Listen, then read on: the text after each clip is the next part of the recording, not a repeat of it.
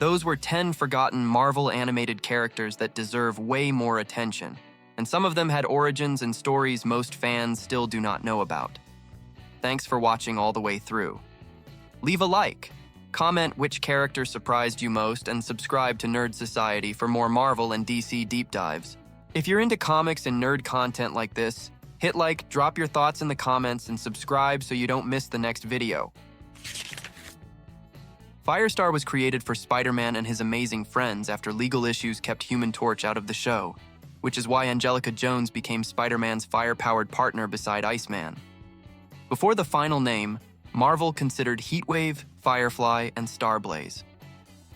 Her first comic appearance came in a 1981 adaptation of the cartoon pilot, but that version was not part of main Marvel continuity, even though it introduced the trio together. In regular Marvel comics, Firestar properly entered continuity in Uncanny X-Men #193, where she joined Emma Frost's Hellions before later becoming a new warrior and eventually an Avenger. Another big change came with her powers.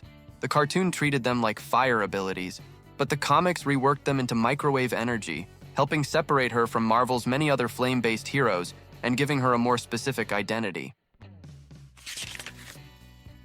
Lightwave debuted in the final episode of Spider-Man and His Amazing Friends, Save the Guard Star, and the show introduced her as Aurora Dante, the half-sister of Iceman.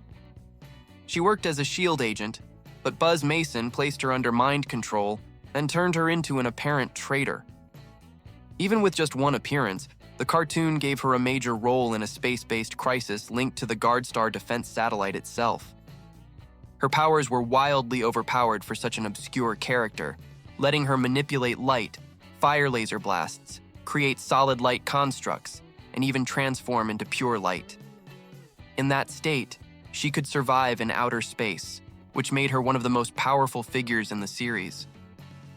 Lightwave finally broke free when she realized Iceman was about to die, saved him, stopped Mason's plan, and then vanished from Marvel animation history. Videoman began as one of the strangest original creations in Spider-Man and His Amazing Friends, appearing first as a two-dimensional electronic being created by Electro. In his villain phase, he could move through circuits and trap Spider-Man, Firestar, Iceman, and even Flash Thompson inside a video game display. That alone made him feel like a perfect early 80s mix of arcade culture, comic books, and Saturday morning sci-fi. The cartoon later expanded the idea by bringing Videoman back with new abilities, including the power to create video game monsters, drain mutant bioenergy, and copy powers. Then the series introduced a heroic version when arcade player Francis Byte was transformed after exploding machines changed him into Videoman. After helping stop Gamesmen and rescue Louise, Francis was even invited to join the X-Men, which is a wild ending most fans forgot. Hayawatha Smith was an original character made for Spider-Man and His Amazing Friends, and he stood out as a college professor, adventurer, and ally to the Spider-Friends. The show presented him as the son of a native chief who fought the Axis during World War II, giving him a pulp adventure background. He was also voiced by Michael Ansara, which helped the character feel larger than life despite appearing in a cartoon now few people revisit. One of the coolest behind-the-scenes facts is that writer Dennis Marks said Hayawatha Smith was inspired by Indiana Jones, which explains his treasure hunting style and action hero energy. His best-known episode, The Quest of the Red Skull, became notorious because it featured Hitler imagery, Nazi symbols, and dialogue that later caused the episode to be pulled from some rerun packages, making the character even more obscure over time. Sunfire first appeared in Marvel Comics as Shiro Yoshida, a hot-headed Japanese mutant introduced in X-Men #64, before later helping the team in Giant-Size X-Men #1. Most fans forget he also got a spotlight episode in Spider-Man and His Amazing Friends, where Firestar falls for him during a mission tied to his uncle Genju. That cartoon role made Sunfire feel like a bigger animated presence than his often brief comic appearances. The episode became memorable for two very different reasons. In the story, Sunfire helps stop Genju's plan involving a fire monster, then returns to Japan after the battle ends. Decades later, Disney Plus added a content warning because he was portrayed with an insensitive accent. That mix of mutant history, cartoon romance, and later controversy, makes his appearance easy to overlook now, even though it is perfect material for a nostalgia video. Hypnodia was not a comic book veteran brought into Iron Man, the animated series. She was created specifically for the 1994 show and placed among the Mandarin's main agents, making her one of the clearest forgotten Marvel animation originals. She even makes an immediate impact in the first episode by sinking a Russian nuclear submarine, which later returns with its crew transformed into radioactive servants loyal to the Mandarin.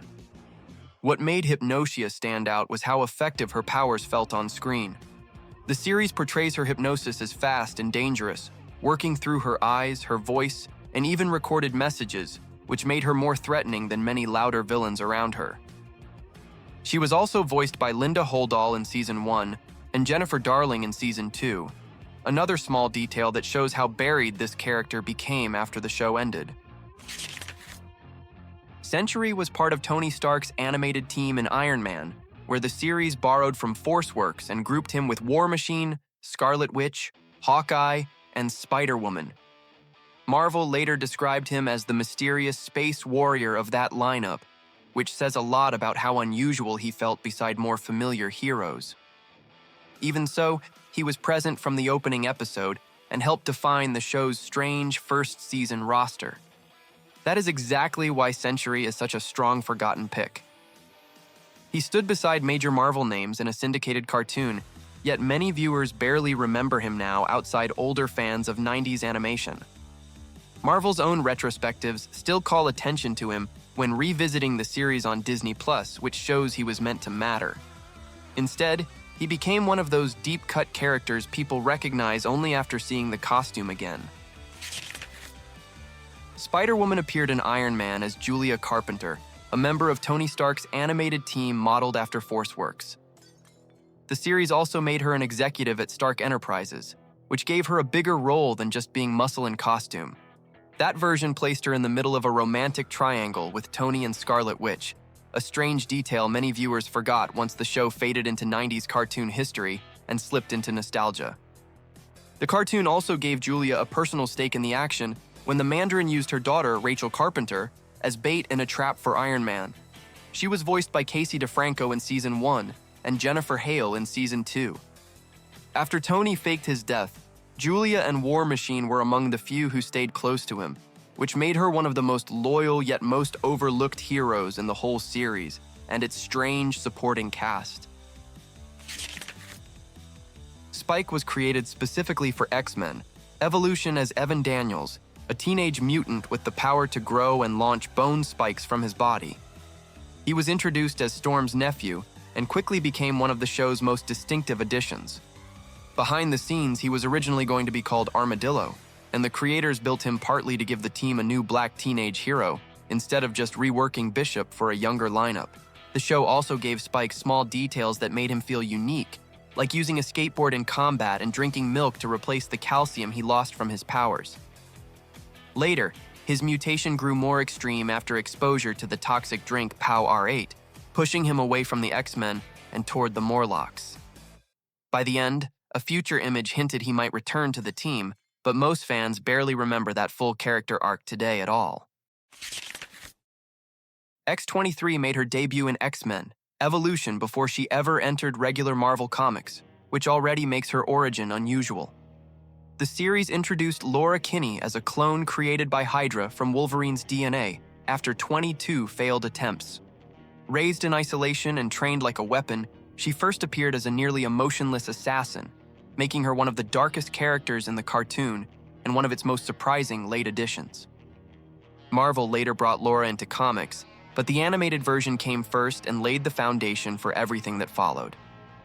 In Evolution, she turns against Madame Hydra and teams up with Wolverine during a later mission, showing she was more than a simple clone villain. That TV first debut is a huge reason X-23 stands out, even though many people still forget she was born in animation, not comics, before becoming a Marvel name. Those were 10 forgotten Marvel animated characters that deserve way more attention, and some of them had origins and stories most fans still do not know about. Thanks for watching all the way through. Leave a like, comment which character surprised you most, and subscribe to Nerd Society for more Marvel and DC deep dives.